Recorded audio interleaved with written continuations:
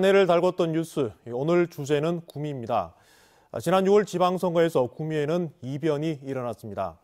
박정희 전 대통령의 고향이면서 보수 텃밭인 구미에서 민주당 시장이 탄생한 겁니다. 정치적으로 또 정책적으로 주목받고 있는 구미, 한태현 기자가 보도합니다. 지난 6.13 지방선거에서 구미시장 선거 결과가 전국적인 주목을 받았습니다. 보수 텃밭이자 박정희 전 대통령 고향인 구미시장 선거에서 더불어민주당 장세용 구미시장 후보가 당선됐습니다.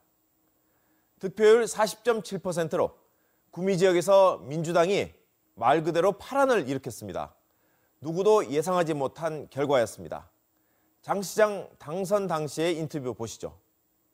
우리 시민의 다양한 욕구들을 표현하는 통로를 마련해 달라는 그런 출발점으로 보고, 그런 의미에서 저는 새로운 의미의 시민혁명이 아닌가.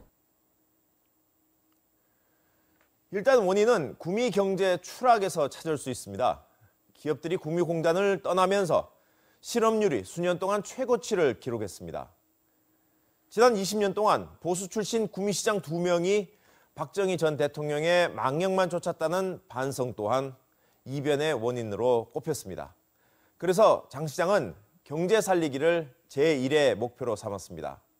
어려운 구미 경제를 살리겠다는 장 시장은 취임 100일을 맞아 도시재생, 동반성장, 역사문화 되살리기, 사회적 약자 공감, 공유도시 다함께 프로젝트 등 5대 핵심 전략을 제시하고 구미형 일자리 창출을 약속했습니다. 기존의 자유한국당 출신 역대 구미시장과는 다른 색채를 보였다는 평가를 받았습니다.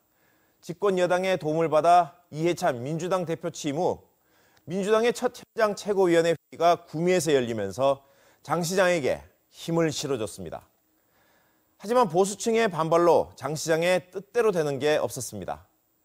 첫 번째가 구미시의 새마을과 폐지 추진이었습니다. 장 시장은 구미시 조직을 개편하면서 새마을과를 없애는 대신 시민 공동체과를 신설하려고 조례안 개정을 추진했습니다. 하지만 자유한국당이 과반수 포진한 구미시 의회의 반대로 장 시장의 계획은 무산됐습니다. 민간 행사가 2년 문제로 비한 박정희 전 대통령 추모제도 장 시장의 발목을 잡았습니다. 장 시장이 이 행사에 참여하지 않으면서 지역 보수층을 자극했고 지역민들 사이에 갈등만 일으켰다는 비판을 받았습니다. 지방분권운동 구미본부 김종길 공동대표 인터뷰 보시죠. 구미시와 장세용 시장이 보수와 진보를 다 설득하지 못하고 있다고 생각합니다. 보수와 진보를 설득하는 유일한 길은 경청하고 진심을 다해서 대화하는 것뿐이라고 생각합니다. 장 시장이 시대에 역행하는 실수도 저질렀습니다. 관사 부활인데요. 구미시가 내년도 예산에 시장관사 명목으로 전세보증금 3억 5천만 원을 반영해 줄 것을 시의회에 요구했다가 거절당했습니다. 그래서 시민단체들은 진보와 보수를 막론하고 장 시장의 이해하기 힘든 행보에 일침을 놓고 있습니다.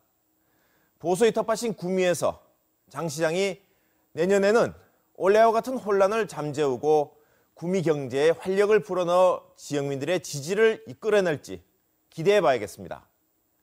MBC 뉴스 한태현입니다.